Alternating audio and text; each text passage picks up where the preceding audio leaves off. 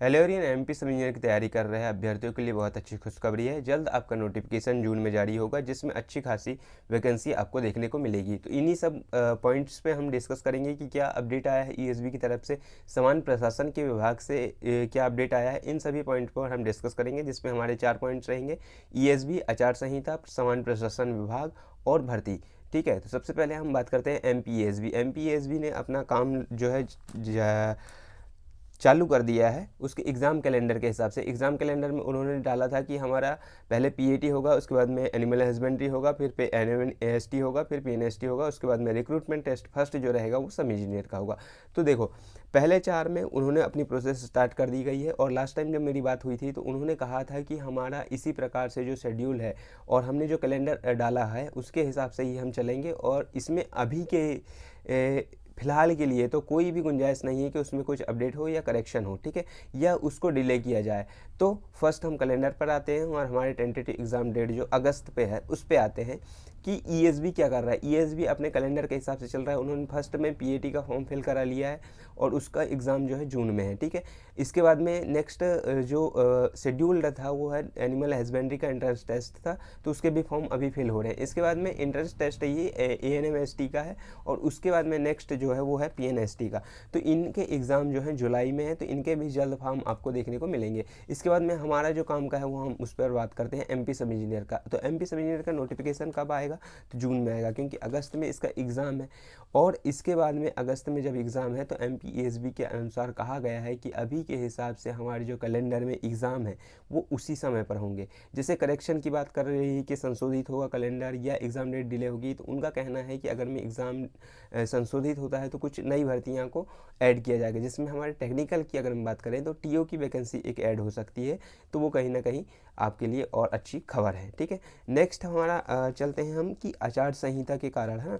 तो आचार संहिता के कारण कुछ विभागों से प्रस्ताव अटके हुए थे कि भाई कुछ विभागों ने जो है अपनी रिक्त पदों की जानकारी नहीं दी थी, और ऐसे 30 से ज़्यादा विभाग थे, जिसमें हमारे एमपी सभी, लास्ट टाइम मैंने वीडियो भी बनाया था इस पर कि कौन कौन से विभाग हैं। तो हमारे कौन कौन से विभाग हैं, तो पंचायत एवं ग्रामीण विकास विभाग है, पीएचई है, लोक स्वास्थ्य यांत्रिकी, और पीडब्ल्यूडी है, लोक निर्माण विभाग, जल संसाधन विभाग है जिसको डब्ल्यूआरडी के नाम से आप जानते हैं, और ग्रामीण यांत्रिकी सेवा या आरईएस जिसको रूरल इंजीनियर सर्विस कहा जाता है। और इन्हीं 5 डिपार्टमेंट में एमपी सब इंजीनियर के सिविल के पद हों या फिर इसमें इलेक्ट्रिकल के भी कुछ पद होते हैं और मैकेनिकल के, तो सबसे ज़्यादा मेजर जो पद होते हैं वो सिविल के होते हैं। तो इन्हीं 5 डिपार्टमेंट में बहुत ज़्यादा वैकेंसी आती है, तो इनके प्रस्ताव जो हैं आना है और जल्द ही इनके प्रस्ताव भी आ जाएंगे, ठीक है। नेक्स्ट पॉइंट हमारा आता है कि जो चुनाव आयोग ने आचार संहिता लगाया है, तो समान प्रशासन विभाग जो मध्य प्रदेश का समान प्रशासन विभाग है, कुछ कार्यों के लिए अनुमति मांगा है। उन्होंने 120 कार्य ऐसे दिए थे,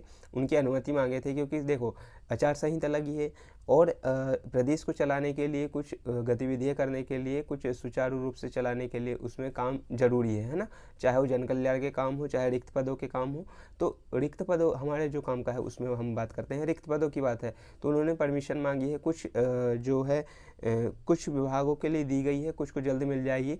तो उम्मीद करते हैं इस पर जल्द आएगा। और एक और पॉइंट हम डिस्कस करेंगे इसमें, बजट के लिए क्यों कर रहे हैं हम। देखो, विधानसभा था लास्ट टाइम में, विधानसभा इलेक्शन के कारण जो था आपका पूर्ण बजट नहीं आया था। तो पूर्ण बजट जुलाई में आने की संभावना है, जिसमें 3,48,000 करोड़ का अनुमान है कि इतना का बजट आ सकता है। तो बजट से हमको क्या है, तो भाई बजट से देखो कोई भी योजनाएं होती हैं, प्रदेश की गतिविधियां होती हैं, और रिक्त पद भी योजना जो है बजट पर ही डिपेंड करते हैं कि कहाँ से कितना निवेश होगा, किस डिपार्टमेंट को कितना पैसा मिलेगा, तो उसके हिसाब से आपके रिक्त पद भी बढ़ते हैं। तो ये जुलाई में आएगा, तो इसमें जो है बाद में वैकेंसी इंक्रीज़ हो सकती है। ये एक अच्छी खबर है कि अगर पूर्ण बजट आ जाएगा तो ये कहीं ना कहीं वैकेंसी को इंक्रीज़ भी करेगा।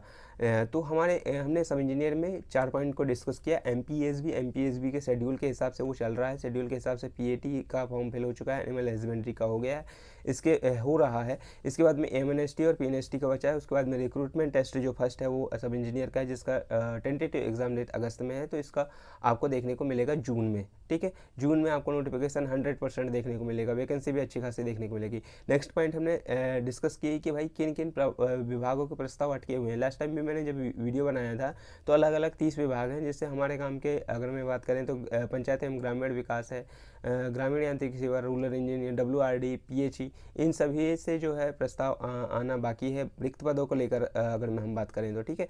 इसके बाद में नेक्स्ट हमने चर्चा करें कि चुनाव आयोग से सामान्य प्रशासन विभाग, जनरल एडमिनिस्ट्रेशन डिपार्टमेंट, GAD ने अनुमति मांगी है। कुछ कामों के लिए लिस्ट दी गई थी, तो उन कामों में जो है उनको कुछ के लिए अनुमति मिल गई है, कुछ के लिए जल्द मिल जाएगी, ठीक है। नेक्स्ट है बजट। बजट का जो 4 पॉइंट हमारे हैं। बजट अगर मैं पूर्ण बजट आ जाएगा तो उससे भी हमारे को काफ़ी जो रिक्त पद हैं और भी अन्य डिपार्टमेंट में वैकेंसी है, जैसे ITI TO की है, तो इन सभी डिपार्टमेंट पे किस किस विभागों को कितना बजट मिलता है उसके हिसाब से भी डिपेंड करेगा। तो हम सब इंजीनियर की अगर हम बात करें तो नोटिफिकेशन आपको जून में देखने को मिलेगा। वैकेंसी की लास्ट टाइम भी मैंने बताया था, जैसे डिपार्टमेंट वाइज कितने रिक्त पद हैं उन पर हमने अलग चर्चा कर ली थी, ठीक है। तो वैकेंसी आपको अगर मैं हम मोटा मोटी देखें तो 800 से 1000 वैकेंसी आपको देखने को मिलेगी, और अच्छी खासी वैकेंसी इसमें इस बार भी देखने को मिलेगी, ठीक है। इसके बाद में एक और प्रश्न उठता है कि एग्ज़ाम डेट क्या पोस्टपोन होगी। तो भाई इसके लिए अभी जून में नोटिफिकेशन प्रॉपर आ जाए, और एग्ज़ाम डेट अभी के हिसाब से तो पोस्टपोन होने के कोई चांस नहीं लग रहे हैं, क्योंकि पीछे भी वैकेंसी है।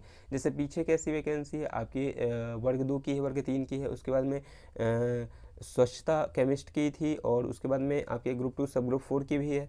तो इस प्रकार से वैकेंसी और है, और अगर में संशोधित होता है तो महिला पर्यवेक्षक जुड़ जाएगी उसमें, और आपका ITI TO जुड़ जाएगा। तो कहीं ना कहीं MP सिविल इंजीनियर फिर डिले होना मुश्किल हो जाएगा, ठीक है। तो जुलाई तक में आपका फॉर्म फिल हो जाएंगे, अगस्त में आपका एग्ज़ाम लगभग हो जाएगा। अगर में डिले भी होता है तो मुश्किल से 1 महीना होगा, मुश्किल से मुश्किल 1 महीना।